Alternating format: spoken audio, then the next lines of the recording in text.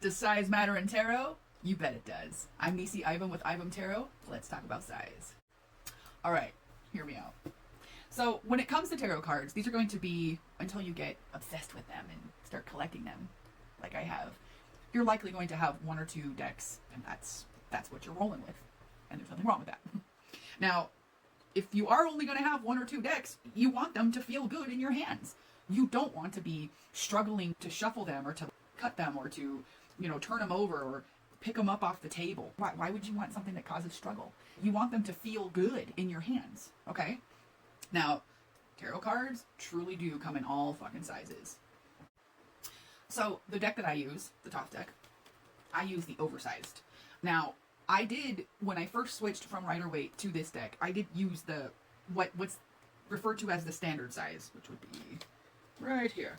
This more or less would be considered the standard size.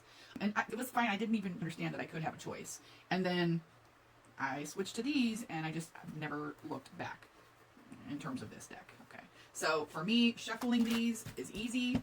I do not do the shuffle method where, you kind of do this. It's just, that's awkward in my hands. And the way that I shuffle, I don't do the rifle. Well, I can't even do it with this deck, but I don't do the rifle that you see that's very, very popular on TikTok and just in general. I don't do that. I don't have a problem with it. I just don't do it. But, however, lately, I've been using these. So, look at the difference in size. With these, I am able to shuffle this way or the sideways way. Because the card stock allows me to shuffle like that, and that's how it's comfortable for me. Now, what other sizes do we have here? We've got this, and the card stock itself is pretty firm. So these ones actually are a little difficult to shuffle because they also are embossed and raised, and so they like to stick to each other a bit. So that's a little on the annoying side, but they're beautiful cards.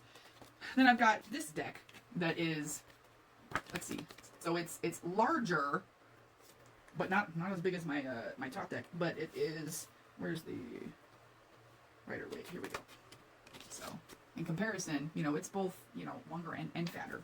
So this one is an interesting one to shuffle. Then we've got the Kawaii deck, which this we're starting to kind of normalize. These are similar size, but it's just a little bit of a different card stock. It's smoother. Then we've got the Pagan Cat Tarot, which is a little tiny buddy, especially compared to my Rider-Waite. And then I got this little tiny Rider-Waite, like this little buddy you can put on a keychain. Okay, take that with you. It's a little difficult to keep them all together because they're slick, they're small, and they fucking scatter. But ultimately, you want to find a deck that makes sense for you in the way that in the tactile sense, okay? Especially if you're at all neurodivergent, you've really got to find something that really works for you. So, here's an example of one of the cards of a deck that a friend designed for me. This is bigger than the top, you know what I'm saying? So the sky's the limit, and an atom and the molecule is a limit as well. So when you're out there looking for tarot decks, just make sure that the size of it is something that you can handle in a manner that is comfortable for you. All right? Because we want to build your confidence. We want to build your affinity. All right. Have a good day.